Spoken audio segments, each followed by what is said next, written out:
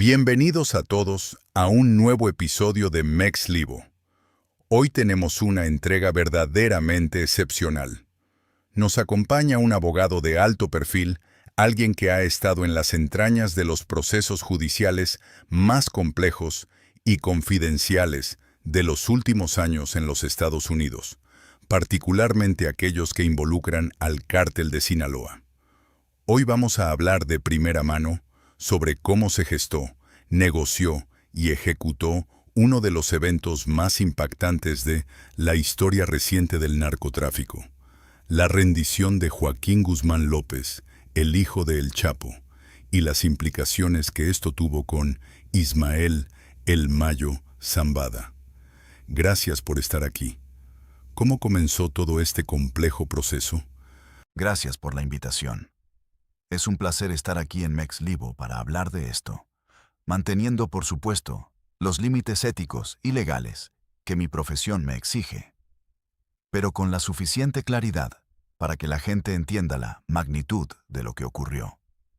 Para entender la rendición de Joaquín Guzmán López, alias El Güero, no podemos empezar el 25 de July 2024, el día que el avión aterrizó en aquel pequeño aeropuerto de Santa Teresa, cerca de El Paso, Texas. Tenemos que retroceder años atrás, específicamente al momento en que su padre, Joaquín El Chapo Guzmán, fue condenado a cadena perpetua en la prisión de ADX Florence, el Alcatraz de las Rocosas. Ese fue el verdadero punto de quiebre para los Chapitos. Ver a su padre, un hombre que parecía intocable, desaparecer esencialmente de la faz de la tierra, atrapado en una celda de concreto de la que nunca saldrá, generó un impacto psicológico profundo en Joaquín y en su hermano Ovidio. A diferencia de Iván Archibaldo y Jesús Alfredo, que siempre mostraron un perfil más beligerante, más enfocado en mantener el control de la estructura militar del cártel a cualquier precio, Joaquín y Ovidio tenían una perspectiva distinta. Ellos entendían que el imperio que heredaron era una bomba de tiempo con la mecha muy corta. Joaquín, en particular, era un tipo analítico, más reservado, el que manejaba las finanzas, las redes de distribución de precursores químicos y la logística silenciosa. No le gustaba la atención. Desde 2018 o 2019, mucho antes de que la presión internacional se triplicara sobre ellos por la crisis del fentanilo, Joaquín ya coqueteaba con la idea de que la única salida viable para no terminar en una caja de madera o en una celda vecina a la de su padre era un acuerdo con el gobierno de los Estados Unidos. La gente cree que estas rendiciones ocurren de la noche a la mañana, que un día te levantas, te subes a un avión y te entregas. No es así. Es un juego de ajedrez que dura años, lleno de desconfianza mutua, mensajes cifrados, reuniones en hoteles de lujo de la Ciudad de México y llamadas telefónicas a través de aplicaciones ultraencriptadas que se autodestruyen en segundos. El primer contacto formal e indirecto con las agencias estadounidenses ocurrió hace más de 3 años. Fue un tanteo de terreno muy sutil. La pregunta inicial siempre es la misma. ¿Qué garantías reales nos ofrecen si decidimos cooperar? Y la respuesta del Departamento de Justicia siempre es igual de fría. Primero demuestren que tienen algo real que ofrecer, y luego hablamos de años de condena. Ese estira y afloja es un desgaste mental brutal para cualquiera, especialmente cuando vives con un pie en la Sierra de Sinaloa y otro en la paranoia constante de que tus propios hombres te traicionen por la recompensa multimillonaria que el gobierno de EEUU puso sobre tu cabeza. ¿Y qué papel jugó la captura de Ovidio en todo esto? La captura de Ovidio Guzmán, el ratón, en enero de 2023, durante aquel sangriento segundo culiacanazo, aceleró absolutamente todo. Para Joaquín, ver a su hermano menor ser arrestado, ver la violencia que se desató en las calles de Culiacán y, finalmente, Su extradición relámpago a Chicago en septiembre de ese mismo año fue la confirmación de que el tiempo se les había agotado. En ese momento, la prioridad de Joaquín cambió radicalmente.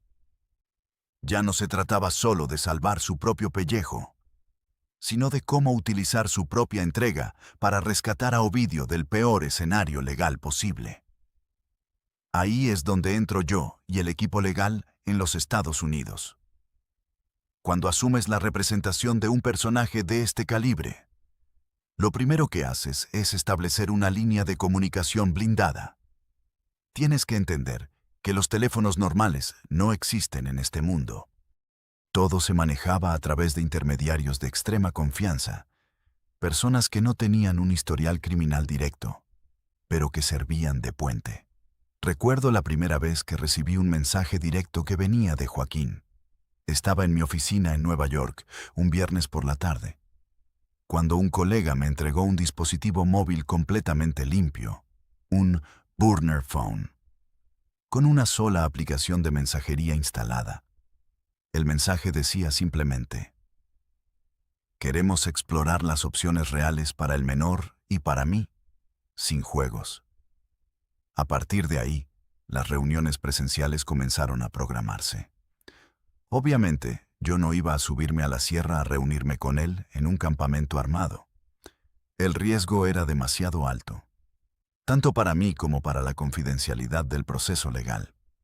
En su lugar, utilizamos ubicaciones neutrales y seguras en territorio mexicano, lugares donde Joaquín pudiera moverse sin llamar la atención de la DEA ni del ejército mexicano, que en ese momento estaba patrullando Sinaloa de manera obsesiva. En esas reuniones, que a veces duraban 10 o 12 horas continuas en casas de seguridad con las cortinas cerradas y bloqueadores de señal de celular encendidos, empezamos a diseñar lo que en el derecho penal federal de EEUU llamamos un Proffer Agreement o acuerdo de declaración voluntaria. Es un documento muy técnico donde el acusado se sienta con los fiscales federales para dar un avance de lo que sabe, bajo la garantía de que esa información no se usará directamente en su contra para hundirlo más, sino para evaluar su valor como cooperador. Pero el gran obstáculo en esta fase inicial siempre fue la tremenda desconfianza. El gobierno estadounidense no confía en los narcos, y los narcos, con toda la razón del mundo, temen que una vez que pisen suelo americano, el gobierno rompa las promesas verbales y los encierre de por vida. Joaquín me preguntaba constantemente: «Abogado, ¿cómo sé que no me van a meter a la misma prisión que a mi papá? ¿Cómo sé que podré volver a ver a mi familia?». Mi trabajo no era mentirle. Yo le decía la verdad. «Joaquín, en el momento en que cruces esa frontera, tu vida como la conoces se termina. Vas a ir a prisión, de eso no hay duda. El objetivo aquí no es la libertad inmediata. El objetivo es evitar la cadena perpetua, conseguir una sentencia de 10 o 15 años y asegurar que tu hermano y tú puedan, eventualmente, salir caminando de una prisión federal antes de ser ancianos». Eso es lo que la gente a menudo no entiende. Para estos grandes capos, una condena de 15 años en una prisión de mediana seguridad en EEUU, con acceso a visitas, televisión y la promesa de una vida posterior bajo el programa de protección de testigos con una identidad diferente, es el mejor negocio de sus vidas en comparación con terminar acribillados en una brecha de Sinaloa. ¿Cómo reaccionó la Fiscalía de EEUU ante esta propuesta? Al principio, la Fiscalía Federal en Chicago y el Departamento de Justicia en Washington se mostraron sumamente escépticos. Hay que entender que para ellos, los Guzmán López eran los rostros del fentanilo, la sustancia que está matando a más de 70,000 estadounidenses al año. Políticamente, aceptar un acuerdo blando con uno de los chapitos era un suicidio para cualquier administración en Washington, especialmente en un año electoral. Los fiscales nos dijeron claramente en las primeras mesas de negociación secretas: Si Joaquín quiere un trato que realmente marque la diferencia para él y para Ovidio, tiene que traer algo verdaderamente masivo a la mesa. No nos sirven rutas de tráfico secundarias. No nos sirven laboratorios medianos que pueden reconstruirse en 2 días. Queremos algo que desmantele la estructura desde arriba. Ahí es donde el nombre de Ismael El Mayo Zambada comenzó a flotar en las conversaciones. El Mayo era el santo grial de las agencias de seguridad estadounidenses. Llevaba más de 50 años en el negocio de las drogas y jamás había pisado una cárcel. Era una leyenda, un fantasma que se movía en las sombras de la sierra sinaloense, respetado tanto por aliados como por enemigos. Para la DEA y el FBI, capturar al Mayo Zambada era el trofeo máximo, la victoria definitiva en la narrativa de la guerra contra las drogas. Joaquín sabía esto perfectamente. Sabía que la cabeza del Mayo era la única moneda de cambio con el valor suficiente para comprar su propio futuro y el de su hermano Ovidio. Aquí es donde la historia se vuelve extremadamente densa y oscura, porque entramos en el terreno de la estrategia de supervivencia pura y dura, donde la lealtad familiar y los códigos del viejo narcotráfico se desintegran por completo ante la realidad del sistema de justicia estadounidense. Durante meses, Joaquín estuvo analizando cómo ejecutar este movimiento sin desatar una guerra civil inmediata dentro del cártel que pusiera en peligro a su propia esposa e hijos, que aún estaban en México. Diseñamos múltiples escenarios legales. El escenario ideal para nosotros era una entrega coordinada donde Joaquín simplemente volara a los Estados Unidos y, de manera paralela, proporcionara las coordenadas exactas de localización del Mayo para que las fuerzas especiales de la Marina Mexicana o la DEA hicieran el arresto. Pero el problema de ese plan era que el Mayo era extremadamente escurridizo. Tenía círculos de seguridad impenetrables, protección de altos funcionarios del gobierno mexicano a nivel local y federal, y una intuición casi animal para detectar traiciones. Cualquier movimiento en falso, cualquier filtración por parte de agentes corruptos en México, y el plan se vendría abajo, lo que significaría la muerte segura de Joaquín y de toda su facción. Fue en ese punto de frustración, a principios de 2024, cuando Joaquín comenzó a madurar una idea mucho más audaz, peligrosa y, francamente, desesperada. Si el gobierno estadounidense quería al Mayo Zambada, él mismo se lo entregaría en bandeja de plata, llevándolo personalmente a territorio estadounidense, quisiese o no. ¿En serio? ¿Él mismo planeó llevárselo? Exactamente. Cuando Joaquín me planteó la posibilidad de traer consigo al Mayo, mi reacción inicial como abogado penalista fue de absoluto shock. Le dije, Joaquín, eso que estás sugiriendo no es una entrega coordinada. Legalmente roza el secuestro internacional. Y eso puede complicar tu situación jurídica de maneras que no podemos prever. Pero Joaquín era pragmático. Me respondió, abogado, si yo solo me entrego, a los ojos del gobierno de EEUU, seré solo un chapito más en una celda. Si les entrego al viejo, soy el hombre que cerró la historia del cártel de Sinaloa. El gobierno va a pasar por alto los detalles de cómo llegó si el resultado es que tienen al Mayo bajo custodia en suelo americano. Y, lamentablemente para la pureza del derecho internacional, Joaquín tenía toda la razón. En el sistema federal de los Estados Unidos, existe un principio práctico muy crudo. Una vez que el acusado está en territorio estadounidense, a las cortes de distrito no les importa mucho el método por el cual llegó. Siempre y cuando se respeten los procedimientos de arresto formaluna, ves que pise suelo americano. Así comenzó la fase de planificación logística ultra secreta de lo que sería el vuelo del 25th of July of 2024. Quiero ser muy claro en esto. El gobierno de los Estados Unidos, formalmente, no participó en la planeación del traslado forzoso del Mayo Zambada. Las agencias estadounidenses sabían que Joaquín Guzmán López se iba a entregar voluntariamente ese día. Tenían los planes de vuelo aproximados del avión privado que Joaquín había rentado a través de intermediarios. Sabían que Joaquín venía a bordo. Lo que no sabían con certeza absoluta, o al menos lo que legalmente pueden negar haber sabido, era que en ese mismo avión vendría, atado y contra su voluntad, Ismael El Mayo Zambada. La comunicación en las semanas previas al vuelo fue de una tensión insoportable. Yo estaba en contacto diario con los fiscales de Chicago y con agentes especiales del FBI en El Paso. Les decíamos: el vuelo va a ocurrir tal día. Estén preparados en la pista. No queremos un despliegue militar exagerado que asuste al piloto o que provoque un tiroteo si algo sale mal de última hora. Solo tengan a los agentes listos para procesar la entrega. Joaquín, por su parte, estaba tejiendo la red en Culiacán.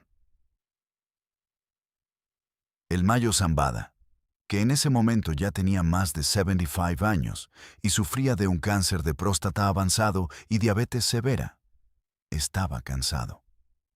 Quería resolver disputas políticas internas en Sinaloa. Joaquín aprovechó esa debilidad. Le propuso una reunión en un rancho a las afueras de Culiacán, llamado Huertos del Pedregal, con el pretexto de mediar en un conflicto político de alto nivel entre Héctor Melesio Cuen Ojeda, ex rector de la Universidad Autónoma de Sinaloa, y el gobernador del estado, Rubén Rocha Moya. Era la trampa perfecta. El Mayo confiaba en Joaquín. Después de todo, Joaquín era el hijo de su compadre, de su socio de toda la vida, un joven al que había visto crecer. Esa confianza fue el factor decisivo. El Mayo asistió a la reunión con un equipo de seguridad reducido para no levantar sospechas y mantener el carácter privado de la mediación política. ¡Qué momento tan tenso! ¿Y qué pasó en ese rancho? Lo que ocurrió dentro de Huertos del Pedregal, aquella mañana del 25 de julio, es digno de una tragedia de Shakespeare, de acuerdo con lo que posteriormente se ha documentado en las declaraciones judiciales y la investigación de la Fiscalía General de la República en México. El Mayo llegó al rancho alrededor de las 11 de la mañana. Fue recibido por Joaquín con total normalidad, con el respeto que un joven le debe a una leyenda del cártel. Lo llevaron a una sala privada bajo el pretexto de esperar a los políticos que participarían en la reunión. En ese momento, cuando el Mayo bajó la guardia, un grupo de hombres armados, leales únicamente a Joaquín, irrumpió en la habitación. No hubo una balacera masiva, pero sí un enfrentamiento rápido y violento. Héctor Melesio Cuen Ojeda, el político sinaloense que estaba allí, se resistió o intentó intervenir y fue ejecutado en el lugar. Un hecho trágico que después el gobierno del estado intentó encubrir burdamente como un intento de asalto en una gasolinera. Una mentira que la FGR desmontó semanas después al encontrar la sangre de Cuen en el rancho. A El Mayo, a pesar de su edad y su precaria salud, lo sometieron por la fuerza. Lo golpearon en la cabeza, lo maniataron, le encapucharon y lo metieron en la parte trasera de una camioneta pick-up de vidrios polarizados. Joaquín coordinó todo personalmente. Su nivel de adrenalina debía estar por las nubes. Sabía que si cometía un solo error, si los guardaespaldas del Mayo que estaban afuera del rancho se daban cuenta de lo que pasaba, no saldría vivo de Culiacán. Llevaron a El Mayo directamente a una pista de aterrizaje privada en la zona de campo de El 10, a las afueras de la ciudad. El avión, un Beechcraft King Air, ya estaba con los motores encendidos. Subieron a El Mayo por la fuerza, prácticamente cargándolo debido a sus dificultades físicas para moverse, y lo sentaron en la parte posterior del avión. Joaquín se subió inmediatamente después, ordenando al piloto que despegara con rumbo al norte, directo hacia los Estados Unidos. durante el vuelo, que duró aproximadamente 3 horas y media. La atmósfera dentro de la cabina debió ser de un silencio sepulcral, interrumpido solo por el rugido de los motores turbohélice. Imagínate la escena. El joven capo, hijo de la mayor leyenda del narcotráfico, sentado frente al viejo lobo de mar. El hombre que cogobernó el cártel durante medio siglo, ahora atado a su asiento, traicionado por la propia sangre de su socio. El Mayo, según los informes posteriores de sus abogados, le preguntaba a Joaquín a dónde lo llevaba, y Joaquín solo guardaba silencio o le decía que era necesario para salvar a la familia. Joaquín sabía que con ese vuelo estaba cruzando un punto de no retorno absoluto. Estaba salvando su vida de la justicia estadounidense, pero al mismo tiempo estaba sentenciando a muerte la paz en Sinaloa y poniendo en la mira de la Malliza a cualquiera que llevara el apellido Guzmán. ¿Y tú dónde estabas mientras ese avión volaba hacia la frontera? Yo estaba en un hotel en El Paso, Texas, pegado al teléfono, con una ansiedad que no te puedo describir. Tenía abiertas 3 aplicaciones de seguimiento de vuelos en mi computadora, intentando rastrear cualquier señal de un avión privado despegando de Sinaloa hacia el norte. Aunque sabía que estos vuelos suelen apagar los transpondedores para evitar ser detectados por el radar mexicano antes de cruzar la frontera. Mis contactos en las agencias federales estadounidenses también estaban en un estado de alerta máxima. Recibí una llamada de un agente del FBI de alto rango a las 2 de la tarde, que me dijo de manera muy directa: tenemos un eco de radar cruzando la frontera de Chihuahua hacia Nuevo México. No tiene plan de vuelo registrado, pero coincide con las coordenadas que nos diste. Prepárate, tu cliente está a punto de aterrizar. En ese momento, sentí un frío en el estómago. Sabía que las siguientes horas definirían el curso de la historia judicial de las próximas décadas. El avión finalmente tocó tierra alrededor de las 4:10 de la tarde en el aeropuerto de Santa Teresa. Un aeródromo pequeño, de bajo perfil, que se utiliza principalmente para aviación general y que está rodeado por el desierto de Nuevo México, justo en la frontera con Texas. El lugar fue elegido a propósito por Joaquín y coordinado de manera informal con las agencias para evitar el caos de un aeropuerto internacional como el de El Paso. Cuando el King Air se detuvo en la rampa, ya lo esperaba un contingente fuertemente armado de agentes del FBI, la DEA y la Oficina de Aduanas y Protección Fronteriza. No hubo resistencia de ningún tipo. Joaquín fue el primero en bajar, con las manos en alto, cooperando plenamente. Los agentes lo esposaron de inmediato y lo subieron a un vehículo blindado. Pero la verdadera sorpresa para los agentes que estaban en la pista ocurrió cuando entraron al avión para asegurar al piloto y encontraron en la parte trasera a Ismael, el Mayo, Zambada, esposado a las manos, con las piernas atadas con cinchos de plástico, visiblemente deteriorado físicamente, desorientado y con marcas de violencia en los brazos. Los agentes federales, a pesar de que sabían que algo grande venía en ese vuelo, quedaron estupefactos al ver al Mayo en persona. Era como si un cazador que sale a buscar un venado de repente regresa a casa con un mamut. Lo bajaron del avión con cuidado debido a su delicado estado de salud y lo trasladaron de inmediato bajo un operativo de seguridad de nivel militar, con helicópteros Black Hawk escoltando el convoy por aire hacia una instalación de detención federal de máxima seguridad en El Paso. ¡Wow! ¿Y cuándo pudiste hablar con Joaquín por primera vez en EEUU? Mi primer contacto cara a cara con Joaquín en suelo estadounidense ocurrió unas horas después del aterrizaje, en una sala de visitas de la prisión federal en Texas. El ambiente era sumamente tenso, de una sobriedad absoluta. Joaquín vestía ya el clásico uniforme naranja de los detenidos federales. Estaba esposado de pies y manos. Pero su expresión no era la de un hombre derrotado. Era la de alguien que acababa de quitarse un peso gigantesco de encima. Aunque al mismo tiempo estaba procesando la magnitud de la tormenta que acababa de desatar. Lo primero que me dijo, mirándome fijamente a los ojos a través del cristal de seguridad, fue: «Abogado, ya estamos aquí. El viejo está abajo. Ahora haz tu trabajo y saca a mi hermano de la caja». En esa primera conversación, Joaquín estaba extremadamente preocupado por la seguridad de su familia en Culiacán. Sabía que la detención de El Mayo provocaría una reacción violenta e inmediata de la facción de los Zambada. Me pidió que coordináramos con urgencia la salida de México de varias personas allegadas a él. Le expliqué detalladamente los pasos legales inmediatos: la lectura de cargos en la Corte de Distrito, la declaración de no culpabilidad obligatoria en la audiencia inicial, que es un procedimiento estándar de defensa mientras se negocia el acuerdo final, y cómo manejaríamos la narrativa ante los medios de comunicación.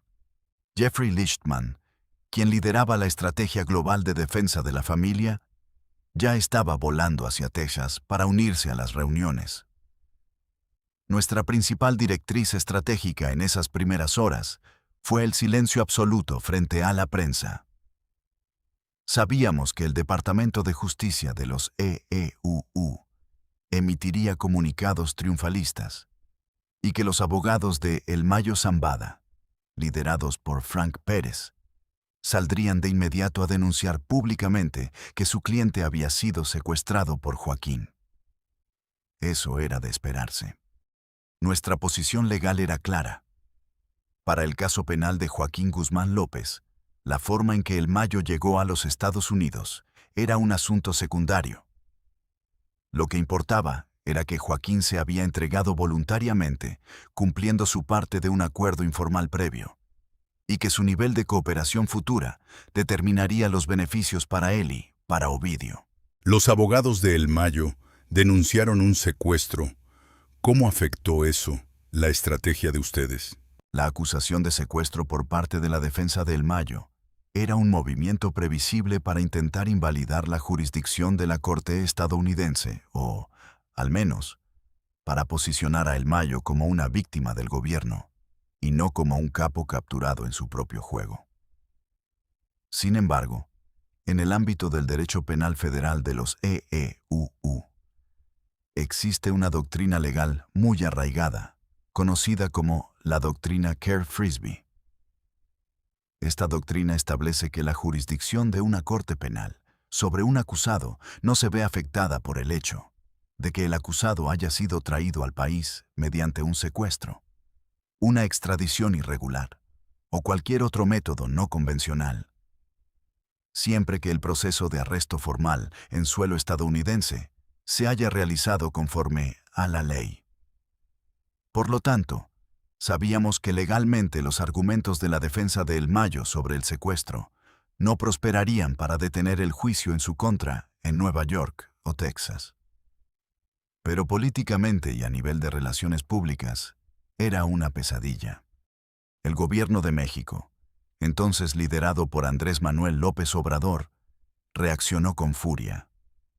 Sentían que la soberanía nacional había sido violada de la manera más flagrante posible. Un avión privado despegando de territorio mexicano, con un ciudadano secuestrado a bordo, aterrizando en EEUU, sin que ninguna autoridad mexicana fuera notificada previamente. La Fiscalía General de la República de México, FGR, abrió de inmediato una carpeta de investigación por traición a la patria y secuestro contra Joaquín Guzmán López. Para nosotros, esto significaba que Joaquín nunca más podría regresar a México bajo ninguna circunstancia, ya que sería arrestado de inmediato por cargos extremadamente graves. Pero, honestamente, Joaquín nunca tuvo la intención de regresar. Su plan de vida siempre fue el exilio definitivo en los Estados Unidos bajo la protección del gobierno federal. El verdadero desafío legal para nosotros fue manejar lo que llamamos el conflicto de interés potencial. Jeffrey Lichtman representaba formalmente a Ovidio Guzmán López y ahora asumía la defensa de Joaquín. En el sistema federal de EEUU, representar a dos hermanos coacusados en la misma conspiración criminal de narcotráfico es extremadamente delicado. Porque la cooperación de uno podría perjudicar teóricamente al otro. Tuvimos que comparecer ante la jueza Sharon Coleman en la Corte de Distrito de Chicago para presentar lo que se conoce como una audiencia de exención de conflicto de interés, Cursio Hearing, donde tanto Ovidio como Joaquín tuvieron que declarar formalmente ante la jueza que entendían los riesgos de compartir el mismo abogado defensora y que, de manera voluntaria y consciente, aceptaban ser representados por Lichtman. Esto fue un paso crucial para blindar el proceso judicial de cualquier apelación futura, basada en una supuesta defensa ineficaz. ¿Y cómo se sintió la tensión en la corte durante esas primeras audiencias? Las audiencias en la Corte del Distrito Norte de Illinois, en Chicago, eran un espectáculo mediático sin precedentes. El edificio de la Corte Federal, en el centro de Chicago, estaba rodeado de un despliegue de seguridad impresionante.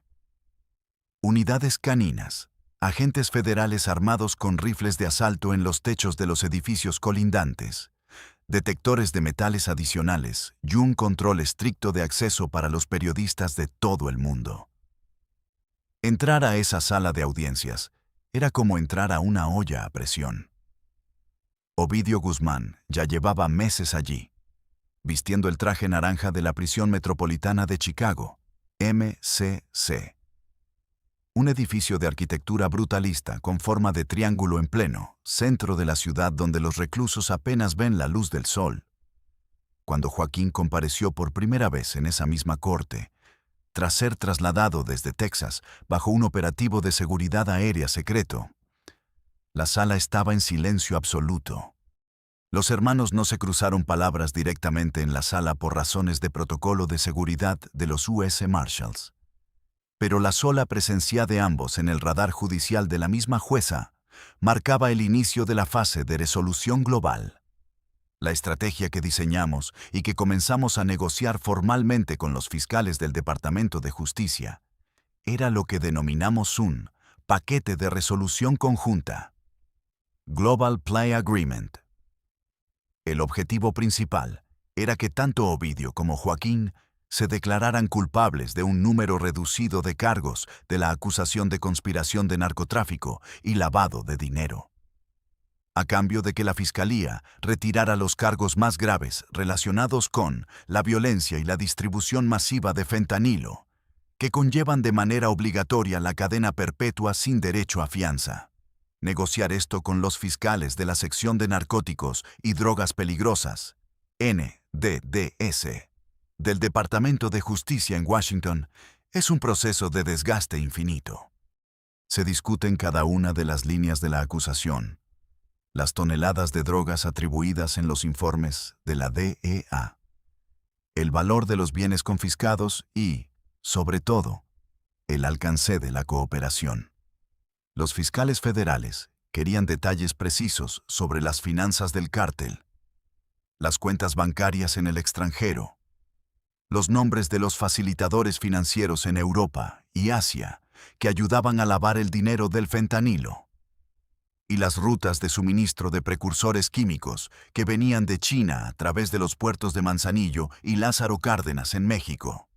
Joaquín cooperó activamente en proporcionar esta información técnica y financiera, que para el gobierno de EEUU era sumamente valiosa porque les permitía golpear las arterias económicas del cártel, algo mucho más efectivo a largo plazo que simplemente encarcelar a sicarios de nivel medio en las calles de Culiacán o Tijuana. O sea que la entrega del Mayo no fue lo único. No, ni mucho menos. La entrega del Mayo fue el boleto de entrada. el gran gesto que abrió las puertas de la negociación al más alto nivel. Pero para mantener esas puertas abiertas y conseguir un trato favorable continuo, Joaquín tuvo que demostrar una cooperación sostenida en áreas clave de la estructura operativa del cártel de Sinaloa. Tienes que entender cómo funciona la mentalidad de los fiscales federales, NEUU. Ellos son contadores de la justicia. Miden el éxito en base a números de arrestos, incautaciones de activos y desmantelamiento de redes. Joaquín les dio un mapa de ruta detallado del sistema de lavado de dinero de los Chapitos. Describió cómo utilizaban criptomonedas, empresas fantasma de importación y exportación de productos agrícolas en México y casas de cambio en la frontera para mover cientos de millones de dólares anuales de vuelta a Sinaloa. Toda esa información financiera es oro puro para el Departamento del Tesoro de EEUU y la Oficina de Control de Activos Extranjeros, o FAC. Paralelamente, la defensa tuvo que manejar la delicada situación que se vivía en México. Mientras nosotros negociábamos cómodamente en salas de conferencias con aire acondicionado en Chicago y Nueva York, las calles de Sinaloa se convertían en un verdadero infierno de violencia. La facción de los Zambada, ahora liderada por Ismael Zambada Siqueiros, alias el Mallito Flaco, declaró la guerra total a la facción de los Chapitos.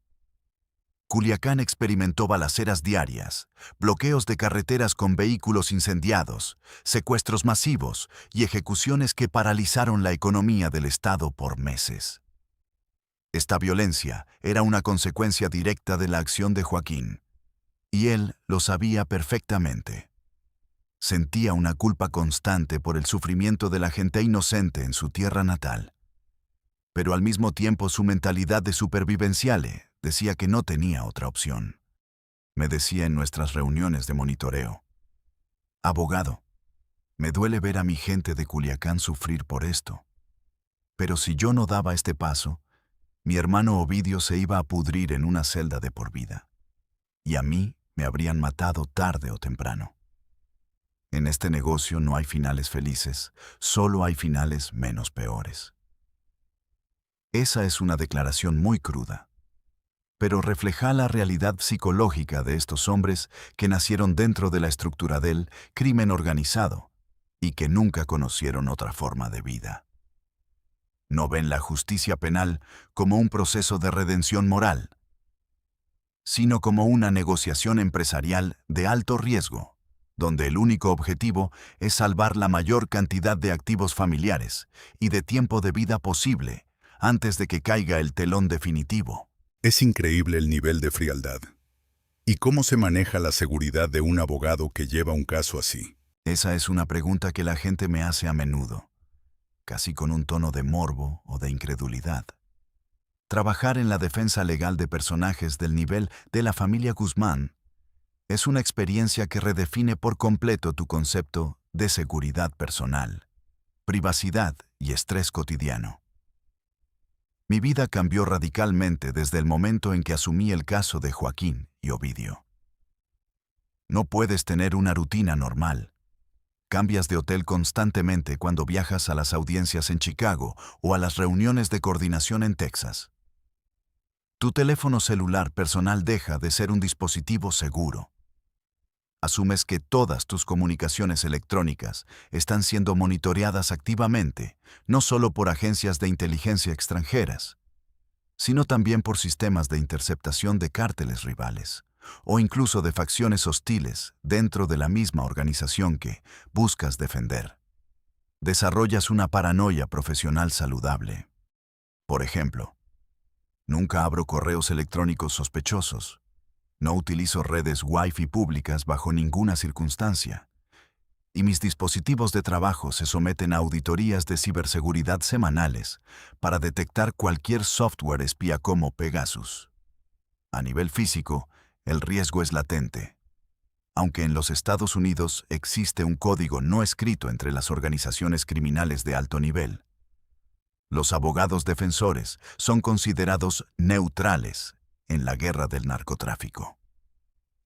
Ellos entienden que somos profesionales, haciendo nuestro trabajo constitucional, y que, al final del día, somos el único canal de comunicación legítimo y efectivo entre ellos y el Poder Judicial estadounidense.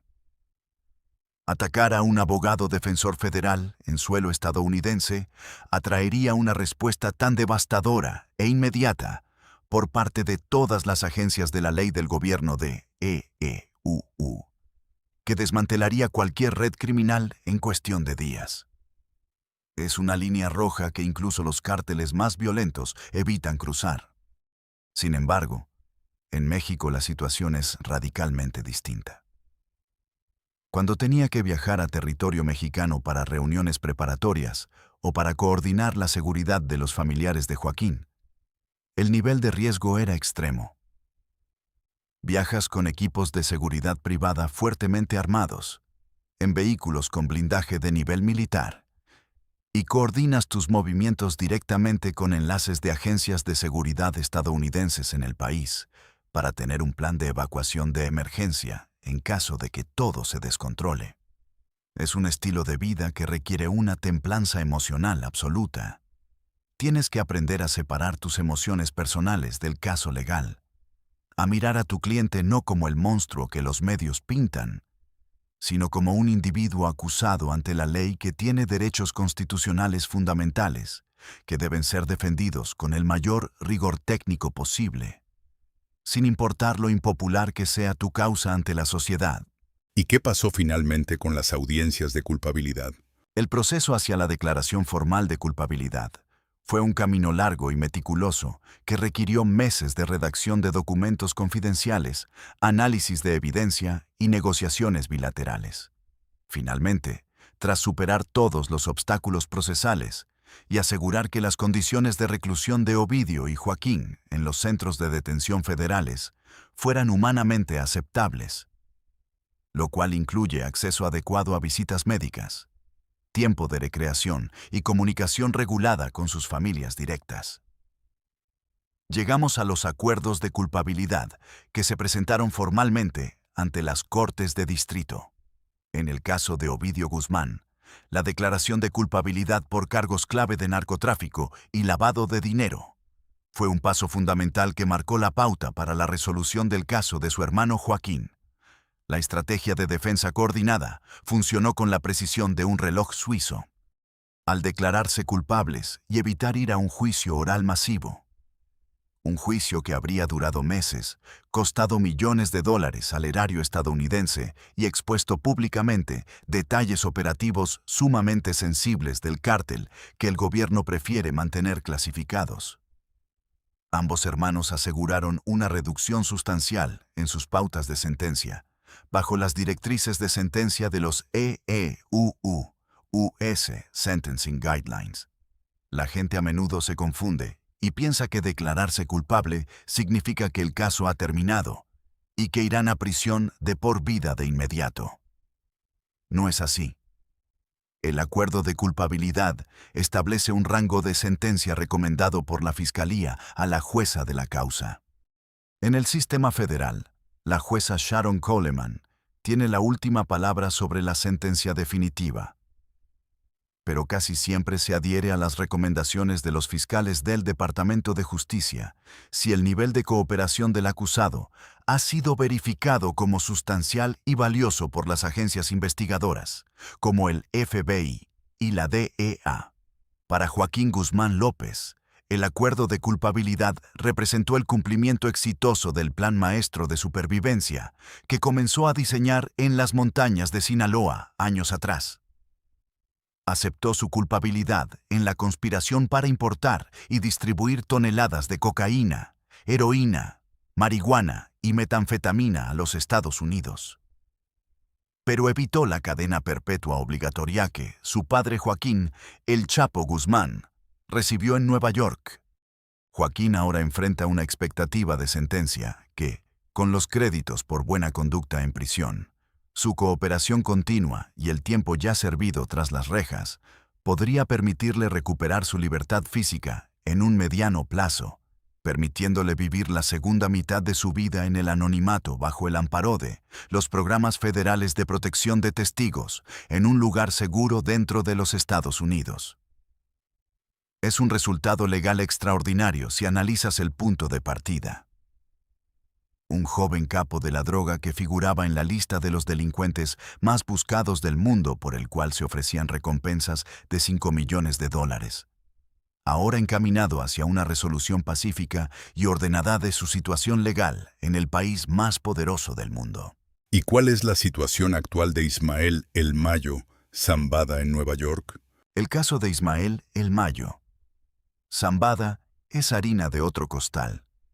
Una situación jurídica radicalmente distinta y sumamente compleja.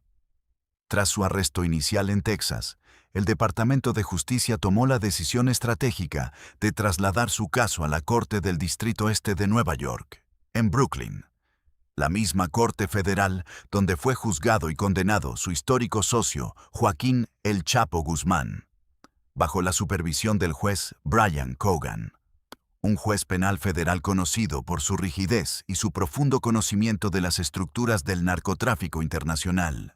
El traslado a Nueva York fue un movimiento político y judicial muy fuerte por parte del gobierno estadounidense.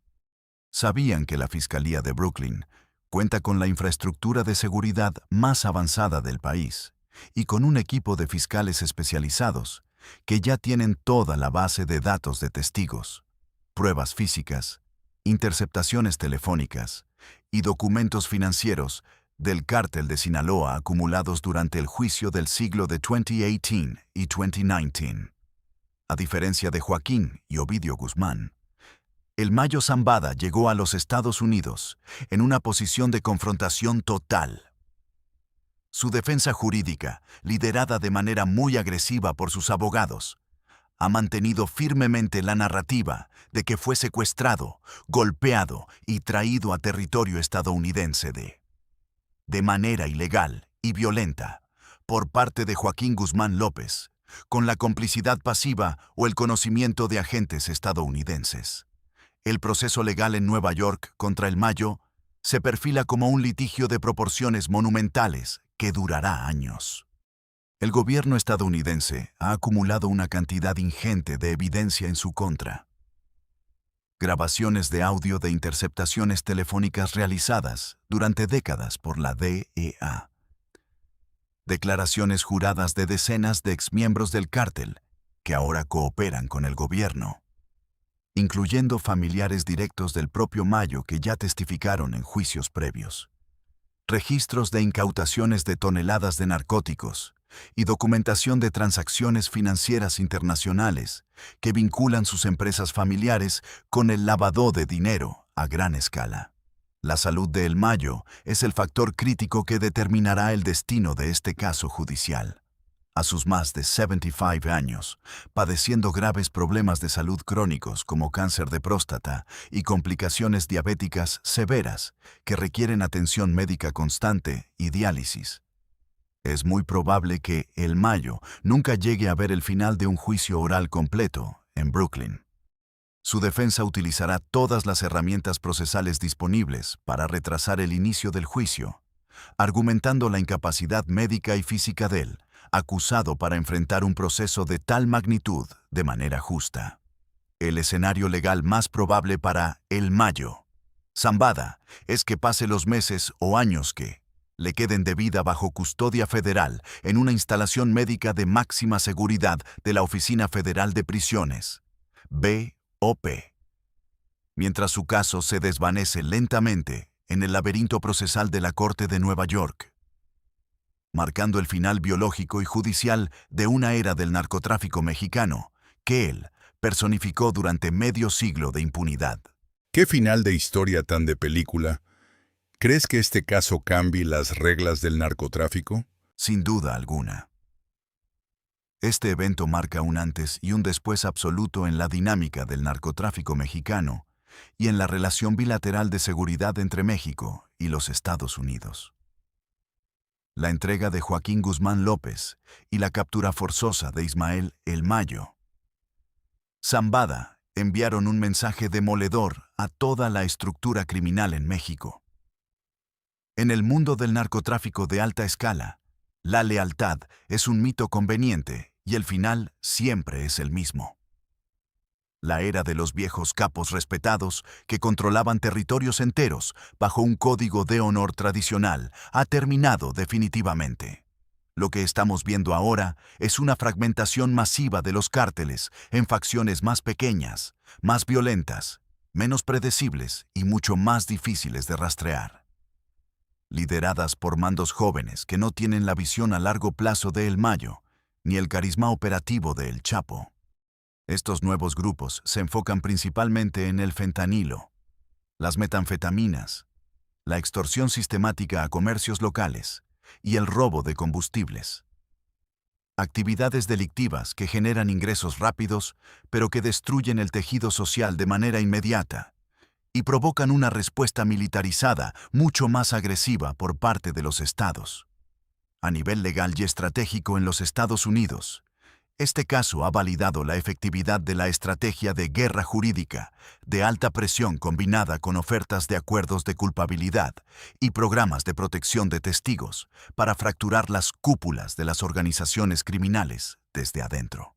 El Departamento de Justicia ha demostrado que puede utilizar las disputas dinásticas familiares dentro de los cárteles para lograr capturas que de otro modo habrían requerido operaciones militares masivas de alto costo humano en territorio extranjero. La lección que deja este histórico proceso legal es clara y sumamente aleccionadora para cualquiera que pretenda adentrarse en el oscuro mundo del crimen organizado. El poder, la riqueza desmedida, las mansiones, los autos exóticos y las armas doradas son solo una ilusión pasajera que dura un suspiro.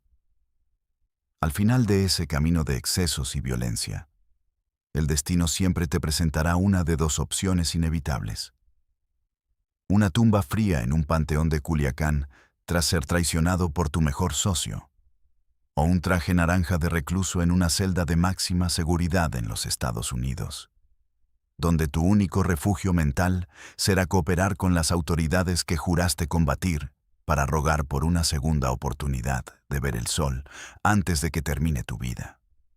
Es la cruda y triste realidad de un negocio que consume vidas sin piedad y que nunca, bajo ninguna circunstancia, ofrece un final feliz a sus protagonistas.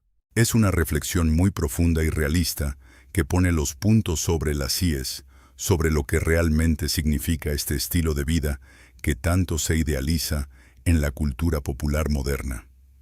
Te agradezco enormemente que hayas compartido con toda la audiencia de Mexlibo esta perspectiva tan detallada, técnica y humana desde las entrañas del sistema de justicia penal federal de los Estados Unidos y del caso judicial más importante de nuestra época. Ha sido una plática sumamente esclarecedora. Amigos de Mexlibo, recuerden suscribirse a nuestro canal para seguir recibiendo este tipo de contenidos exclusivos y de alta calidad que analizan a fondo las realidades que definen nuestro entorno social y político. Dejen sus comentarios aquí abajo sobre qué les pareció la historia del abogado defensor y nos vemos en un próximo episodio de nuestro podcast.